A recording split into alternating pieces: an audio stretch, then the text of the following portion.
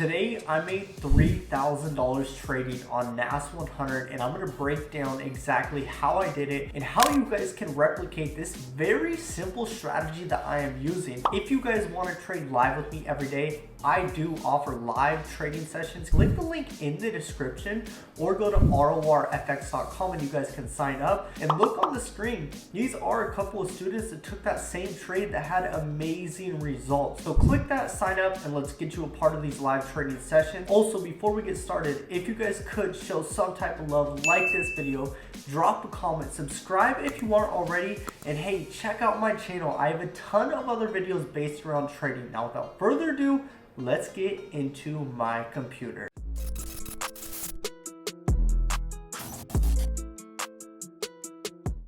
Alright guys, I'm going to break down these beautiful markets. It's a Monday and these markets were absolutely pristine, and last Friday was really nice too. And I want you guys to understand something right now. What happens in the previous New York session is going to really give us an ultimatum or a bias on what's going to happen during the next New York session. So I like to call this the 24-hour cycle, when I'm just looking at the open of the previous New York session and then I'm looking at the opening candle. That's my 24-hour cycle right there. And I'm looking to see if the previous day is really smooth. Like, these are the days that you guys want to be looking for. When you see the market have a smooth push up, then in the next day it consolidates, and then when the next day opens up for New York, it just keeps going with the flow of the market. So these are very smooth days. This is a nice 24-hour cycle versus like, this is just all over the place. Look at how it went up, down, then like, it's just not smooth. I want you guys to understand that you want to be looking for very smooth trending markets with this strategy. They do not work well with choppy markets. So I'm trading Nas100 and I'm also trading US 30. I have been favoring my baby girl Nas100 right now. And it's just a lot smoother. It's not doing these false breakouts because I like to use a little bit bigger of a stop loss with Nas100 and US 30. So US 30 still is going and hitting my stop loss, and I don't like that happening. So I've been switching to Nas, but let's go over actually the setup that I took last week and then, or last Friday, and then this one. Because on each day I made like 3 to 5K on each one. So let's do a replay. Let's get to the market open. So here we are at Friday, 6:15. I am observing what happened during the Asia session. Of course, the previous day was very nice as well. Look at that. Absolutely sexy on US or Nas100. But I'm looking at the Asia session.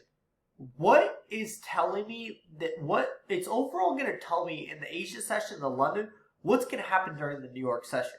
So I like to look for very small candles, and I call this the consolidation. So the Asia, it has a zone of consolidation.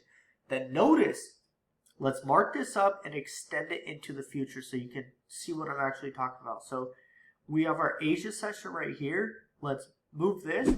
What I'm looking for is price to break the low or the high to overall give us a confirmation of a trend. Now we can see that we are pretty much in an uptrend right now. It did start a new trend on Thursday. Now look at the Asia session. Notice how the candles hit the low right here, but once the Asia session was over, they never came back to that low. Now notice how this candle in particular broke the Asia high. What does the market start doing? Forming higher highs, higher lows, higher highs, higher lows, higher high, higher low. So this is where I'm looking at this market open. I'm like, I am buying. I'm going long. But I do not like this minute 15 candle right here at the market open. So if I don't like a candle, I'm not going to force a trade. That's absolutely ludicrous. That is crazy. Why would I do that? I'm not impatient. I'm not FOMO. And a lot of people need to understand, just because it's the market open doesn't mean that that's the candle to enter on. So what I did last Friday is I was like, you know what? I'm a freaking patient trader. I'm chilling. I'm not going to rush anything. Let me wait for the next candle. So I set a timer on my phone for 13 minutes, went and took a shower real quick. Okay? Then I saw this candle come out. I was like, okay, there it is. There's a false breakout. All the beginner traders, they saw this as a sell candle and they sold. The market makers took them down. there's a big red candle.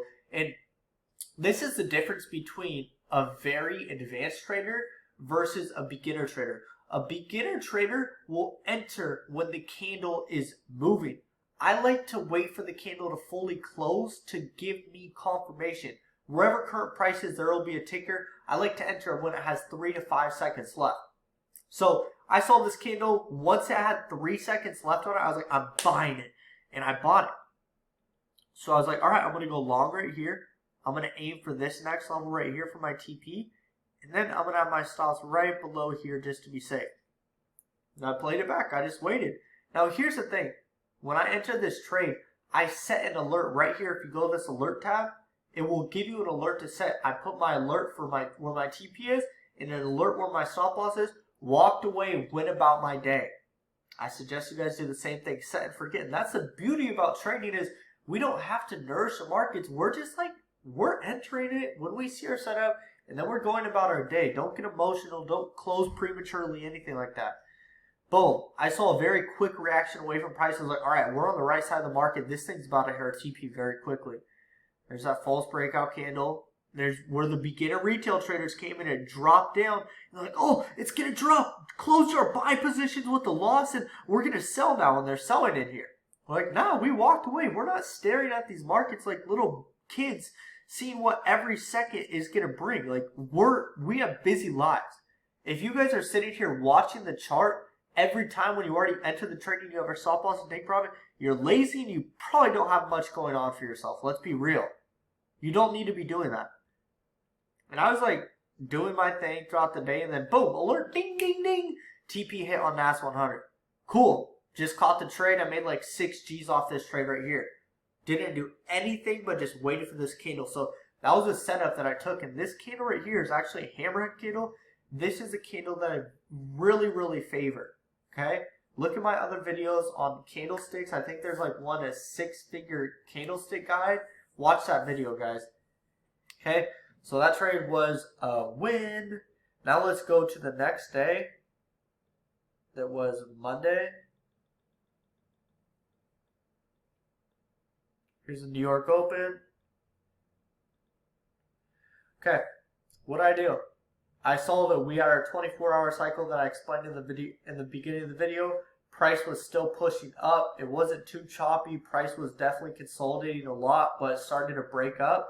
Now, I was hesitant on this candle because we do have 2 red candles. So I was like, you know what? This thing could drop. Let me wait for the next candle to open up. And I'm not going to lie to you guys. 6:45, 9:45 is a very key time in the market.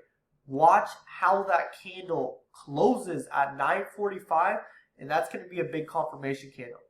So what did I wait for? That 9:45. Okay, I saw this candle. I saw that this candle engulfed all these candles right here. I saw that we had previous resistance that was being held right here. So once this candle broke it, but not even broke it, but closed above this level, I knew for sure that this thing was going to take off. So what did I do? I said, I'm going long, baby. I'm going to buy here. I'm going to have my take profit right up here at this level. I'm going to have my stops right down here. And I went with the flow of the market. Now, when it did this false breakout right here, when it hit that 20 EMA, I bought another position right there. So I had one at market execution. Then when it came down, I had a pending order. I actually set a buy limit right at this EMA, and it hit it and then went right back up. What happened? Another false breakout, closed bullish. Wicks to the bottom, it's going to go up. Wicks to the top, it's going to drop. Look at those wicks. Next candle, ding, comes out and hits my TP. So really simple, guys. I'm just looking at the market structure. The easiest thing that you can do with this strategy is just 2 things. Observe what trend we're in. We want to find either we're in a smooth uptrend or a smooth downtrend.